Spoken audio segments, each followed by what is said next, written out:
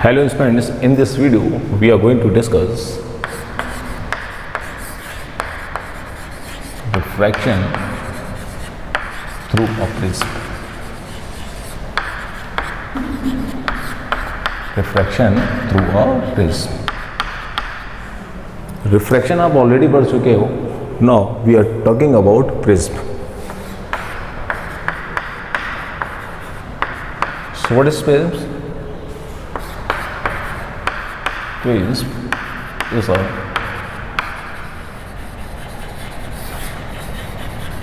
homogeneous transparent material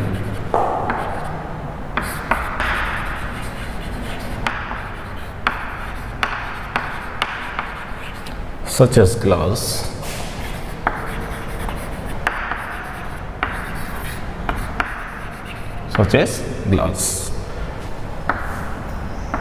having two plane surfaces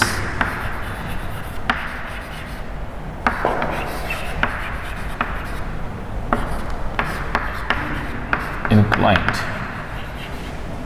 to each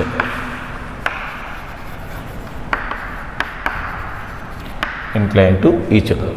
यानी कि prism क्या होता है, एक ट्रांसपेरेंट मटेरियल का होता है लाइक अ ग्लास, ठीक है, और इसके पास दो प्लेन सरफेसेस होते हैं जो एक पर्टिकुलर पॉइंट पर मीट करते हैं, ठीक है, जिसको हम लोग बोलते हैं this is known as angle of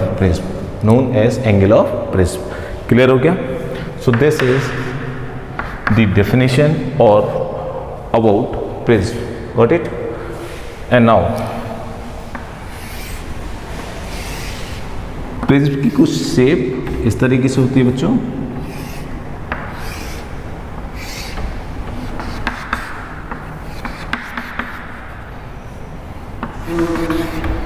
तो यहां पर दो सरफेसेस आपको दिखाई दे रहे हैं, दिस वन और जस्ट इसके पीछे वाला, दोनों ही प्लेन सरफेसेस हैं, ठीक है. इसको हम बोल सकते हैं और two rectangular refracting surfaces.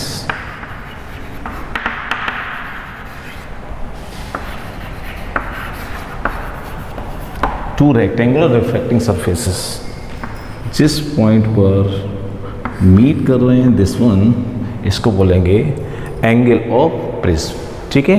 Angle of prism ही लिखा हुआ है, plane surface inclined to each other with the angle A. Got it? This theta is what? A. This theta is what? A, जिसको बोलेंगे angle of prism. Here A is angle of prism. ठीक है. This one, दो refracting surfaces rectangular, इसको मिलाने वाला ये जो एंगल होगा this one, this angle is known as angle of prism. Clear हो गया? ये एंगल ऑफ प्रिज्म वेरी करेगा. अगर ये साइड बढ़ जाएंगी तो एंगल बढ़ जाएगा, साइड घट जाएंगी तो एंगल घट जाएगा, ठीक है. तो प्रिज्म डिफरेंट एंगल्स के हो सकते हैं. Angle of prism different angle का हो सकता है. Got it? And now we are going to discuss refraction through a prism, ठीक है. रिफ्रैक्शन थ्रू अ प्रिज्म, आइए देखते हैं refraction through a prism. This is the prism and this is what? This is angle of prism, और इसको बोलेंगे base of the prism, ठीक है. ये साइड दोनों ही एक रेक्टेंगुलर सरफेसेस हैं, ठीक है. Equal incident ray, this is the incident ray, strike किया इस इंटरफेस पर. अब इस इंसिडेंट को देखें, ये किसी भी कलर की हो सकती है, दैट इज मोनोक्रोमेटिक.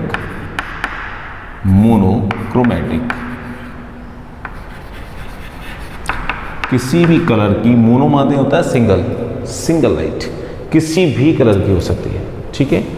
जो स्ट्राइक करेगी इंटरफेस पर, आफ्टर दैट क्योंकि मीडियम बदल रहा है, ये क्या है? ग्लास। ये क्या है? Air. Air that means rarer. ये है आपका ग्लास यानी कि डेंजर। और ये फिर से क्या हो जाएगा बच्चों? एयर। फिर से क्या हो जाएगा? Air that is rarer. ठीक है। अब जैसे ही इंटरफेस पे टकराया, मीडियम बदला, मीडियम बदला तो इसका स्पीड भी चेंज हो जाएगा। क्यों? क्योंकि it has the particular refractive index, और जैसे ही कुछ ना कुछ रिफ्रैक्टिव इंडेक्स चेंज होता है, रिफ्रैक्टिव इंडेक्स आ जाता है मीडियम चेंज होने से, तो हमें पता है उसकी जो स्पीड है वो वेरी करने लगती है। तो हमें पता है रेरर से जब भी डेंसर में मूव करेगी तो मूव करेगी towards the normal, towards the normal. फिर से एक इंटरफेस आ गया, फिर से मीडियम चेंज हुआ, फिर से हम नॉर्मल ड्रॉ करेंगे। ठीक है, नॉर्मल। अब क्योंकि ये रेरर है, away from the normal, general phenomena है, हम लोगों ने ऑलरेडी इसको डिस्कस कर रखा है। ठीक है, कि बैंडिंग किस किस तरीके से होती है जब मीडियम चेंज होता है। ठीक है, रेयर से डेंजर में जाएगी तो टुवर्ड्स द नॉर्मल, डेंजर से रेयर में जाएगी तो away from the normal. Okay, इसको बोला जाएगा बच्चों एंगल ऑफ आई। तो डेफिनेटली ये क्या होगा? Angle R. अब ये आई है, फिर से क्या हुआ? रिफ्रैक्शन हुआ, तो यहाँ पर ये हो जाएगा आई, और इस एंगल को बोला जाता है बच्चों इमर्जेंट एंगल, इमर्जेंट एंगल। ठीक। सपोज दैट अगर ये प्रिज्म नहीं होता तो ये जो लाइट ट्रेवल करती, क्या सीधे जाना था? आंसर है यस, सीधे जाती। इसको बोला जाएगा this is the actual path, actual path. ठीक है, ये इंसिडेंट रे किसी भी सोर्स से आ रही होगी, कोई भी सोर्स से आ रही होगी, तो अगर प्रिज्म नहीं होता तो सीधे जाता। लेकिन जैसे ही प्रिज्म ने एग्जिस्ट किया, ठीक है, जैसे ही प्रिज्म इन्वॉल्व हुआ, तो इसने अपना एक्चुअल पाथ चेंज करके इस पाथ से जाना शुरू कर दिया, इस पाथ से जाना। तो जनरली इस प्रिज्म ने किया क्या? इसकी जो एक्चुअल पाथ है उसको इस पाथ में जाने दिया, जिसको हम लोग बोलेंगे इमर्जेंट रे, इमर्जेंट रे। ठीक है, इसको जाना था ऐसे, लेकिन प्रिज्म के थ्रू ये कैसे चलेगी? ऐसे चलेगी। तो एक्चुअल पाथ से कितना डेविएट हुई? कितना डेविएट हुई? This is known as angle of deviation, angle of deviation. Emergent ray actual path से जितना डेविएट होती है उसको बोला जाता है angle of deviation, angle of deviation. Clear हो गया? Angle of deviation. Got it? हर कलर का एंगल ऑफ डेविएशन अलग अलग होता है, हर कलर का एंगल ऑफ डेविएशन अलग अलग होता है। अभी जब हम लोग डिस्पर्सन पढ़ेंगे तब उसके बारे में ज़्यादा डिस्कस करेंगे। ओके, अब इस एंगल ऑफ डेविएशन की डायरेक्शन क्या होगी बच्चों? एंगल ऑफ डेविएशन की डायरेक्शन होगी initial to final, initial to final, initial to final. Direction होगी बच्चों इनिशियल टू फाइनल। ठीक है, इसको रिप्रेजेंट करते हैं बच्चों डेल्टा से। एक डिफरेंट टाइप का ये सिंबल होता है, दिस इज व्हाट? डेल्टा। इसको बोलते हैं डेल्टा। हायर क्लासेस में यानी कि 12th में जब जाओगे तब उसमें आप लोग इसको डेल्टा से ही रिप्रेजेंट करने वाले हो। ठीक है, यहाँ तक क्लियर हो गया सबको? चलो, अब इसकी नोटिफिकेशन देखो। ये रे, इसको नाम दे देते हैं ए, इस पॉइंट को ले लेते हैं B, this is C and this is D.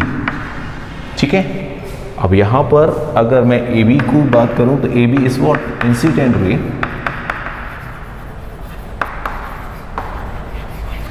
A B is what? Incident ray. Next B C refracted ray and C D emergent ray, emergent ray. ठीक है, this is what? Angle of incidence, this is what? Angle of emergent.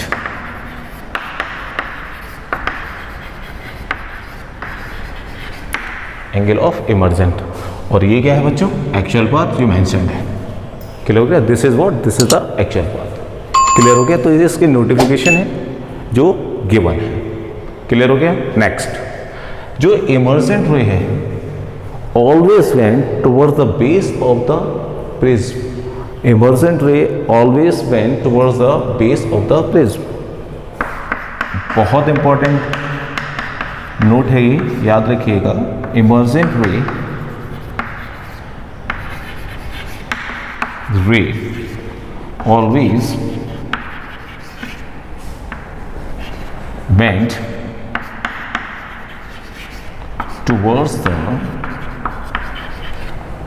always bent towards the base of the prism.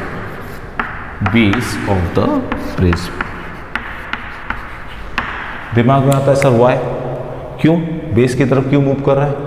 देखें, जब हम lens discuss कर रहे थे बच्चों, lens, ठीक है, दिस इज द लेंस जो कि कॉन्वेक्स है, ये इसका principal axis and this is what, this is the optical centre O. ये कोई इन्फिनिटी से एक रे आई, डेफिनेटली क्या होगी, parallel to the principal axis strike करेगी, आफ्टर रिफ्रैक्शन फोकस से होकर जाएगी। एक और रे ले लेते हैं, कहाँ से जाएगी, फोकस से होकर जाएगी आफ्टर रिफ्रैक्शन, ठीक है।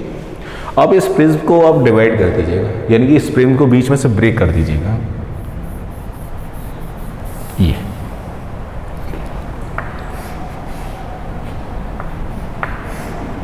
ये ब्रेक कर दीजिए आप इसको। तो क्या इसकी जो शेप है, इस लेंस की जो शेप है, हमने इस लेंस को ब्रेक किया और इस लेंस की जो शेप है वो देखो प्रिज्म जैसी दिख रही है, ये प्रिज्म और ये inverted prism. Clear? Prism and दूसरा इन्वर्टेड प्रिज्म। अब देखो जरा, इंसिडेंट रे आफ्टर रिफ्रैक्शन किधर बेंड कर रही है बच्चों, बेस की तरफ, ठीक है। This is the actual path, किधर बेंड की, बेस की तरफ। तो ये क्या हो जाएगा, इसका एंगल ऑफ डेविएशन। यहाँ देखो actual path, this is what, this is angle of deviation, ये इसकी एक्चुअल पाथ हो गया, ये इसका एंगल ऑफ डेविएशन। अब यहाँ देखो, ये भी किधर मूव कर रही है, बेस की तरफ, इस वाले प्रिज्म के। दोबारा से ये लाइट आई, रिफ्रैक्ट के बाद फोकस में मीट कर रही है, किधर बेंड कर रही है, बेस की तरफ। इधर देखो, ये भी गई, किधर बेंड की, बेस की तरफ, ठीक है। तो इस नोट का आंसर आपके पास है कि हमेशा बेस की तरफ क्यों मूव करती है, बेस की तरफ क्यों बेंड करती है। सो this is the correct answer. Got it? तो जो भी पॉइंट इसको आपको अच्छे लगे इसको नोट करें, स्क्रीन को पॉज करें। Dispersion of light, dispersion of light through a prism, through a prism. Dispersion of light through a prism. So what is dispersion? Splitting of white light, splitting of white light into the seven colors, splitting of white light into the seven colors is known as dispersion, ठीक है। अब ये dispersion किसके through बच्चों करना है, prism के through करना है। प्रिज्म हम ऑलरेडी अभी पढ़ चुके हैं, तो this is what, this is the prism. Clear? This is prism और ये इंसिडेंट रे, ठीक है। बोल सकते हैं beam of white light, a beam of white light, a beam of white light, ठीक है। A beam of white light जो कहीं से सोर्स से आ रही होगी, किसी भी सोर्स से, जो नेचुरल भी हो सकता है और मेन मेड भी हो सकता है, यानी कि सन भी हो सकता है और टॉर्च भी हो सकती है, ठीक है। इंसिडेंट रे स्ट्राइक किया, अब इसके बाद पता है आपको क्या होगा, splitting of white light into the seven colour, यानी कि सेवन कलर्स में क्या हो जाएगा, स्प्लिट हो जाएगा, ठीक है। सो this is what, this is the seven colour, 4 5 6 7, okay. This is what, this is your actual path, this is what, this is the actual path, ठीक है। अब ये सेवन कलर में स्प्लिट तो हुआ, जिसको हम लोग बोलेंगे डिस्पर्सन। डिस्पर्सन आफ्टर दैट फिर क्या आ गया बच्चों? Rare, away from the normal, away from the normal, 4 5 6 7, ठीक है। दिस इज, यहाँ पर हम एक वाइट स्क्रीन लगाएंगे। क्यों?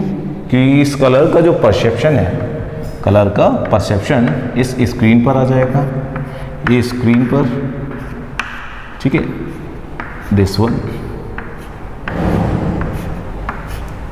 ओके, दिस वन, ये फॉर्म होगी बच्चों in the form of VIBGYOR, in the form of VIBGYOR.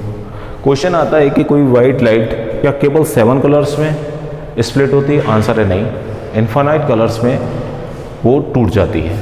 अब इस इन्फानाइट कलर में टूट जाती है तो सर हमें 7 कलर ही क्यों दिखाई देते हैं? क्योंकि हमारी आंखें जो परसेप्ट कर पाती है वो इन 7 कलर्स को ही कर पाती है। इन 7 कलर्स की जो वेवलेंथ है उसी को ही परसेप्ट कर पाती है। क्लियर हो गया? इस चीज़ को आप याद रखिए। इन्फानाइट कलर्स स्प्लिट होंगे लेकिन हमें परसेप्ट क्या होगा? ये 7 कलर ही दिखने वाले हैं। इसकी जो वेवलेंथ है उसी को हमारी आंखें पढ़ पाती हैं। सबसे कम वेवलेंथ होती है वायलेट की, सबसे ज़्यादा वेवलेंथ होती है रेड कलर की। इसलिए रेड कलर आपने देखा होगा ट्रैफिक सिग्नल्स में रेड कलर का यूज होता है, वो दूर से दिख जाता है। क्यों? क्योंकि इसकी वेवलेंथ बहुत ज़्यादा होती है। क्लियर हो गया? एंड नाउ यहाँ पर इसको देखो, द एक्चुअल बात हो गया ये आपका angle of deviation. This is the angle of deviation for red colour and this is the angle of deviation for violet.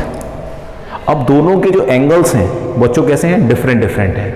अब बात आती है एंगल ऑफ डेविएशन डिफरेंट है क्यों? इसकी वजह क्या है? तो आइए देखते हैं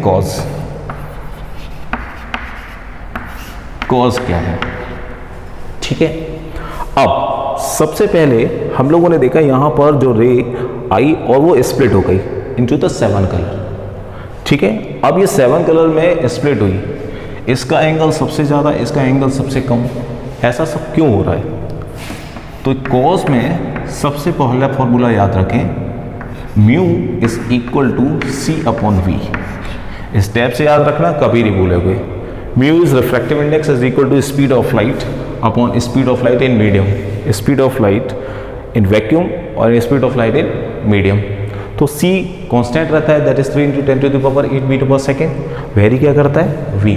तो हम यहाँ से लिख सकते हैं mu inversely proportional to the velocity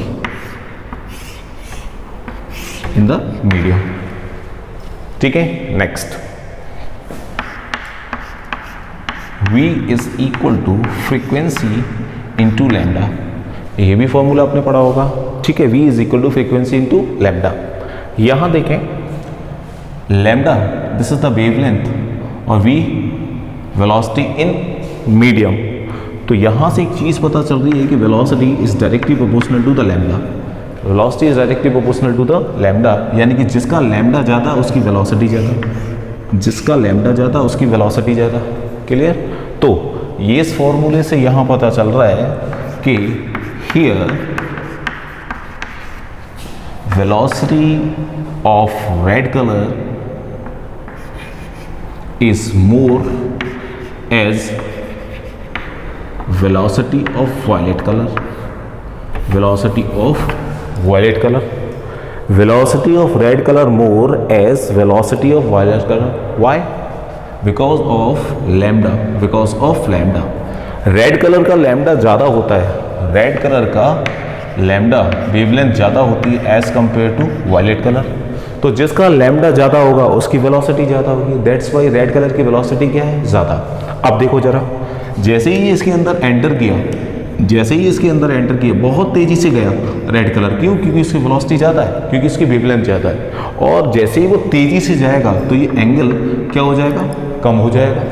अब इसकी वेलोसिटी देखो, क्योंकि इसका लैम्डा बहुत छोटा होता है, लैम्डा इतना छोटा होता है कि इसकी वेलोसिटी बहुत स्लो हो गई, वेलोसिटी बहुत स्लो हो गई, स्पीड बहुत स्लो हो गई, स्पीड बहुत स्लो हो गई तो एंगल बढ़ गया, स्पीड स्लो हो गई तो एंगल बढ़ गया। तो इसका मतलब क्या स्पीड पर एंगल डिपेंड करता है? Answer yes. अगर वेलोसिटी मैक्सिमम होगी, वेलोसिटी ज़्यादा, तो तो बेंडिंग एंगल लो, बेंडिंग एंगल लो कैसा होगा? कम होगा। बेंडिंग एंगल कैसा होगा? कम होगा। इसका मतलब क्या बेंडिंग एंगल लैम्डा पे डिपेंड करता है? आंसर है यस, बेंडिंग एंगल लैम्डा पे डिपेंड करता है। लैम्डा जिसका ज़्यादा उसकी वेलोसिटी ज़्यादा, उसका बेंडिंग एंगल कम। देखें यहाँ से, लैम्डा ज़्यादा वेलोसिटी ज़्यादा, और वेलोसिटी ज़्यादा तो फट से एंटर करके फट से निकल जाएगा, तो उसका एंगल ऑफ डेविएशन क्या हो जाएगा? कम हो जाएगा। तो यहाँ पर एंगल ऑफ डेविएशन किस पे डिपेंड कर रहा है? वेवलेंथ पर। पहली चीज़ क्लियर हो गई। अब ये तो ग्लास का मटेरियल है और ग्लास तो सेम होगा सबके लिए। तो अब देखें, तो पहला यहाँ फॉर्मूला देखें, mu inversely proportional to 1/v। v किसके डायरेक्टली प्रोपोर्शनल है? लैम्डा के प्रोपोर्शनल है। तो यहाँ पर एक और चीज़ मिलेगी, हम लिख सकते हैं हियर इसको mu inversely proportional to the lambda, inversely proportional to the lambda. इसका क्या मतलब है सर? इसका मतलब है जिसका लैम्डा ज़्यादा है उसके लिए म्यू कम होगा। अब लैम्डा किसका ज़्यादा है? रेड कलर का। लैम्डा रेड कलर का ज़्यादा है तो ग्लास जो कि रिफ्रैक्टिव इंडेक्स ऑफ ग्लास है वो रेड कलर के लिए कम हो जाएगा, रेड कलर के लिए कम हो जाएगा। देखिए यहाँ for red colour, for red colour refractive index, या सीधे इसको शॉर्ट में लिखें mu of glass, mu of glass less, mu of glass less, यानी कि रिफ्रैक्टिव इंडेक्स ऑफ ग्लास कम होगा किसके लिए? रेड कलर के लिए। अगर हम वायलेट की बात करें, वायलेट की बात करें, वायलेट की अगर बात करें, वायलेट कलर के लिए क्या होगा?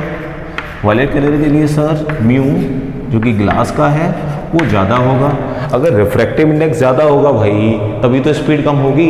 अगर मेरी स्पीड कुछ है, मान के जो 2 मीटर पर सेकंड में दौड़ रहा हूँ और सामने कीचड़ डाल दी जाए तो क्या मैं 2 मीटर पर सेकंड कीचड़ में भी दौड़ूंगा? आंसर है नहीं, कीचड़ में, क्योंकि वो डेंस है, कीचड़ में मेरी स्पीड क्या हो जाएगी? कम हो जाएगी। इसीलिए इसी यहाँ पर देखो वायलेट कलर के लिए म्यू ज़्यादा है इसलिए इसकी स्पीड कम है, इसलिए इसका एंगल ऑफ डेविएशन ज़्यादा हो गया, इसका एंगल ऑफ डेविएशन ज़्यादा हो गया।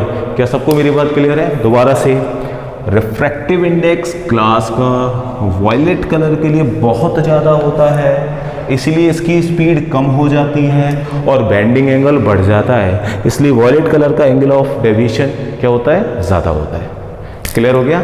और रेड कलर का क्या होता है? कम होता है। This is what, this is the dispersion of light through the prism. तो बेंडिंग एंगल के कॉजेज आपके बोर्ड पे लिखे हुए हैं, अच्छे से इसको एनालाइज करो, ठीक है? जिसको नोट करना है स्क्रीन को पॉज करो और नोट करो।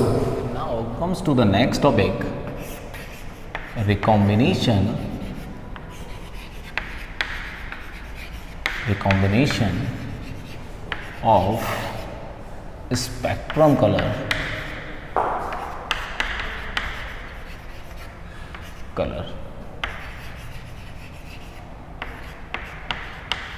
ठीक है? एक कलर का जो पैच बनता है ना उसको स्पेक्ट्रम बोलते हैं, ठीक है? रिकॉम्बिनेशन ऑफ कलर या कलर का रिकॉम्बिनेशन प्रिज्म के थ्रू कैसे हो सकता है, ठीक है? सो this is the prism and this is another prism, यानी कि पहली बात इसमें कितने प्रिज्म की जरूरत होगी? 2 प्रिज्म की जरूरत होगी। Prism number 1, prism number 2। तो ये बेस हो गया, ये भी क्या हो गया? बेस। ये प्रिज्म कैसा दे रखा है बच्चों? इसका इन्वर्टेड है। कैसा है? इन्वर्टेड है, ठीक है? एक इंसिडेंट रे, इस द वाइट लाइट,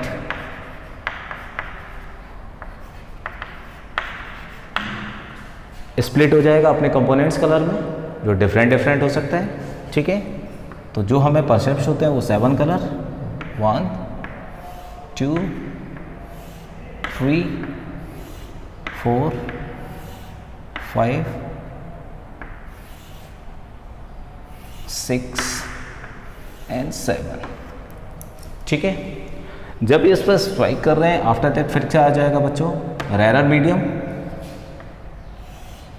1 और इसको ऐसे, ठीक है? इसके बाकी के कलर्स बीच में हैं, बार बार हम लोग उसको नहीं लिख रहे। ये रेड कलर हो गया आपका, ये वायलेट हो गया, ठीक है? ये रेड कलर और ये वायलेट कलर। फिर से इसको इंटरफेस मिला बच्चों, तो ये कैसे जाएगा, right, and this is what, this is violet colour, this is violet colour. Clear हो गया। अब देखो यहाँ पर ये क्या हो गया बच्चों, इस प्रिज्म के थ्रू ये कैसा हो गया, रिकम्बाइन हो गया। रिकम्बाइन का मतलब सारे के सारे कलर मिल जाएंगे। जब सारे के सारे कलर आपस में रिकम्बाइन हो जाते हैं तो ये वाइट कलर बनाते हैं। क्या बनाते हैं, वाइट कलर। क्यों, क्योंकि मैंने बताया जो वाइट कलर है आपका, this is the mixture of all the colours. जब स्प्लिट होता है सारे कलर में तो है क्या ये, this is the mixture of all the colours. ठीक है, इन्फिनिटी कलर्स का ये क्या है, एक मिक्सचर है। यहाँ क्या हो गया बच्चों, रिकम्बाइन, और जैसे ही ये रिकम्बाइन हुआ एक सिंगल रे में बाहर चला जाएगा, सिंगल रे में बाहर चला जाएगा। क्लियर हो गया। तो इस पाथ को देखो जरा, ए बी, इसको नाम दें सी डी ई एफ। इस पाथ को जरा देखें, दिस दिस, यहां पर देखिए व्हाइट लाइट स्प्लिट हुई into the 7 colour, after that recombine हुई इन्वर्टेड प्रिज्म के थ्रू, और किसमें मिक्स हो गई, सिंगल कलर में। ठीक है, सिंगल कलर में क्या हो गई, मिक्स हो गई। ठीक है, डिजिटल देखिए इसका, ये देखिए यहाँ पर 2 प्रिज्म रखे हुए हैं। ठीक है, लाइट 7 कलर में ब्रेक होती है, ये देखो। फिर देखो किस तरीके से रिकम्बाइन होती है, ये और ये बाहर निकल गई। ठीक है, ये लाइट स्ट्राइक की 7 कलर्स में ब्रेक हुई, 7 कलर में ब्रेक होने के बाद ये सिंगल होके चलेगी। ठीक है, यहाँ पर कहीं आपकी एक स्क्रीन लगी होगी और सिंगल ये जो कलर है वो यहाँ पर परसेप्ट होने वाला है इस स्क्रीन पर। That's it, this is what, this is the recombination of spectrum colour. ठीक है, अच्छा, इस प्रिज्म को अगर आपस में मिला दो, इस प्रिज्म को आप आपस में मिला दीजिए। जब इसको आपस में मिलाएंगे तब क्या बन जाएगा बच्चों, ये एक रेक्टेंगुलर स्लेब बन जाएगी, एक रेक्टेंगुलर स्लेब, दिस वन। ठीक है, ये कुछ इस तरीके से दिखाई देगी, एक रेक्टेंगुलर स्लेब। जब ये एक rectangular slab, this is the combination of the 2 prism, क्या इस रेक्टेंगुलर स्लेब में भी डिस्पर्सन होगा? आंसर है यस, लेकिन हमें परसेप्शन नहीं होता। क्यों नहीं होता? परसेप्शन तब होता है बच्चों जब ये बीच में गैप होगा। इन दोनों प्रिज्म के बीच में अगर गैप होगा तो ये हमें दिखाई देगा, वरना दिखाई नहीं देगा। ठीक है, इसलिए आंसर ये है कि जो भी हमारा रेक्टेंगुलर स्लेब है उसमें भी डिस्पर्सन होता है, लेकिन हमको दिखाई नहीं देता। क्यों? क्योंकि ये दोनों आपस में क्या होते हैं, मिले हुए होते। ठीक है, सो this is what recombination of spectrum colour. एक और क्वेश्चन समझो यहाँ से, अगर सर एक से ज़्यादा लाइट को अगर किसी प्रिज्म पर स्ट्राइक किया जाए, एक से ज़्यादा लाइट को, तो क्या, सिंगल प्रिज्म की बात कर रहा हूँ बच्चों, एक से ज़्यादा लाइट को अगर हम स्ट्राइक कराएं इस इंटरफेस पर, तो क्या स्पेक्ट्रम बनेगा? तो क्या डिस्पर्सन होगा? आंसर है डिस्पर्सन तो होगा, डिस्पर्सन तो होगा, लेकिन इस कलर के, इस लाइट के 7 कलर जो अब दूसरी लाइट भेजोगे उसके कलर आपस में क्या हो जाएंगे, मिक्स हो जाएंगे, आपस में क्या होंगे, कॉन्साइड कर जाएंगे। और जब कोई भी रे कॉन्साइड करती है ना बच्चों, तो वो कोई भी स्पेक्ट्रम नहीं बनाती। ठीक है, इस चीज़ को आप याद रखो। क्लियर हो गया? तो एक से ज़्यादा अगर इंसिडेंट रे को आप भेजोगे, ठीक है, एक से ज़्यादा रे को अगर भेजोगे तो स्क्रीन पर जो आपको 7 कलर दिखाई देना, दैट इज बिब्योर, वो दिखाई नहीं देंगे। क्यों? क्योंकि जो 2 रे आपस में क्या हो जाएंगी, कॉन्साइड हो जाएंगी। आपस में कॉन्साइड होने के बाद कोई भी कलर नहीं बनाएंगी। ठीक है, that is the recombination of spectrum colour. Clear हो गया? ठीक है, नोट कर लें इसको। तो बच्चों आपने रेनबो देखा होगा, बरसात के टाइम में ये अक्सर आपको दिख जाता है। ठीक है, लेकिन रेनबो के पीछे की फिजिक्स क्या है, कैसे बनता है रेनबो? तो रेनबो बनता है बच्चों डिस्पर्सन ऑफ लाइट के थ्रू। ठीक है, without dispersion it is not possible. किस तरीके से बनता है, उसका सिनेरियो क्या होना चाहिए? Let's see. This is the source of the light, like sun. Without sun it is not possible. सामने होता है बच्चों ड्रॉपलेट, रेन ड्रॉप, और इस लोकेशन पर होता है बच्चों ऑब्जर्वर। ये यानी कि ऑब्जर्वर कहाँ होता है बच्चों? बीच में। ठीक है, अब ये सिनेरियो होना चाहिए रेनबो के लिए। ठीक है, तो देखिए फॉर्मेशन उसका क्या होता है। इंसिडेंट रे स्ट्राइक किया सन से इस इंटरफेस पर,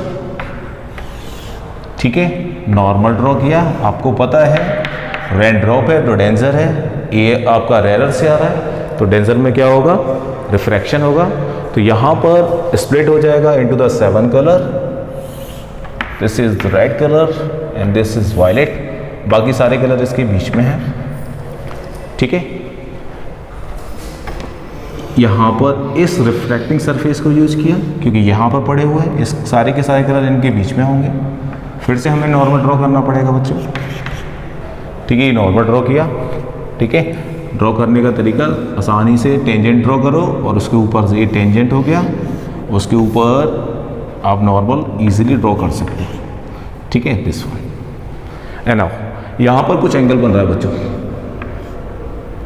theta for violet, theta for red colour. अब यहाँ पर एक हमने टॉपिक पढ़ा था जो आपके सिलेबस में नहीं है लेकिन 12th में है, बहुत इंपॉर्टेंट है, TIR टोटल इंटरनल रिफ्लेक्शन, इसमें यूज है उसका। ठीक है, तो अगर देखा जाए तो बिना टोटल इंटरनल रिफ्लेक्शन के ये पॉसिबल नहीं है। ठीक है, होता क्या है, जब एंगल क्रिटिकल एंगल से बड़ा छोटा हो तो होता है बच्चों रिफ्रैक्शन। क्या होगा बच्चों, रिफ्रैक्शन होगा। अगर ये थीटा क्रिटिकल एंगल से बड़ा हो तो होगा total internal reflection, total internal reflection. दोबारा से, ये थीटा अगर क्रिटिकल एंगल से छोटा हुआ तो क्या होगा, रिफ्रैक्शन, अगर बड़ा होगा तो होगा TIR। तो यहाँ पे जो एंगल बनने वाला है ना वो क्रिटिकल एंगल से बड़ा है, और यहाँ पे वायलेट का भी एंगल जो है वो क्रिटिकल एंगल से बड़ा है। ठीक है, तो यहाँ क्या होने वाला है, TIR total internal reflection, reflection. तो सबसे पहले क्या होगा बच्चों, जब स्ट्राइक किया इस इंटरफेस पर तो हुआ डिस्पर्सन, दूसरे इंटरफेस पर स्ट्राइक किया तो हुआ TIR। ठीक है, this one and this is like that. ठीक है, ओके, तो ये है आपका वायलेट कलर, ये है आपका रेड कलर। फिर से इंटरफेस आया, फिर से इंटरफेस आया, तीसरा interface, first, second and third. Third में क्या होगा सर, फिर से नॉर्मल बना लेंगे, फिर से नॉर्मल बनाइए। अब इसमें क्या होगा, इसमें होगा बच्चों ये जो एंगल है थर्ड फेस में, एंगल जो होगा रेड कलर का वो क्रिटिकल एंगल से छोटा है, एंगल वायलेट का क्रिटिकल एंगल से छोटा है। तब क्या होगा सर, तब होगा बच्चों रिफ्रैक्शन, रिफ्रैक्शन, यानी कि ये रे निकल के कहाँ आएंगी बच्चों, बाहर आएंगी। क्या आएंगी, बाहर आएंगी। और कहाँ पड़ जाएंगी, कहाँ पड़ जाएंगी, ऑब्जर्वर की आई में, ऑब्जर्वर जो भी ऑब्जर्वर है उसकी आई में स्ट्राइक करेगी। अब देखो ये एक्चुअल में अगर मीट करती, एक्चुअल में मीट कर रही होती तो रियल बनती, एक्चुअल में मीट नहीं कर रही है तो कैसा बनेगा, वर्चुअल। कैसा बनेगा, वर्चुअल। और वर्चुअल के लिए हमें पता है बैक ट्रैक करना होता है। जैसे ही बैक ट्रैक करोगे कहीं यहाँ आपको रेनबो दिखाई दे जाएगा, इस पोजीशन पर आपको रेनबो दिखाई देगा। ठीक है, सो this is way, this is the formation of rainbow. इस तरीके से रेनबो बन जाता है। ठीक है, सन इंसिडेंट रे फर्स्ट पार्ट पर क्या हुआ, स्प्लिटिंग हुई into the 7 colour. Second part पर क्या हुआ, जो एंगल बना रहा है वो एंगल क्रिटिकल एंगल से बड़ा है, क्रिटिकल एंगल से बड़ा है तो TIR हुआ, स्ट्राइक किया, स्ट्राइक करने के बाद फिर से एंगल बनाएगा। अब वो जो एंगल बनेगा थर्ड सरफेस पर वो क्रिटिकल एंगल से छोटा होगा, क्रिटिकल एंगल से छोटा होगा तो क्या हो जाएगा, रिफ्रैक्शन हो जाएगा। रिफ्रैक्शन होने के बाद जब रे ऑब्जर्वर की आंखों में आएगी, ऑब्जर्वर की आंखों में जब जाएगी तो वो किसको क्या करेगा, बैकट्रैक करेगा। बैकट्रैक के बाद जो भी इमेज आपकी बनेगी दैट इज रेनबो। ठीक है, तो इस तरीके से रेनबो का फॉर्मेशन होता है। क्लियर हो क्या, नोट करें इसको। ठीक है, नाउ मिलते हैं नेक्स्ट वीडियो में नेक्स्ट टॉपिक के साथ। ठीक है, नोट कर लें इसको बच्चों।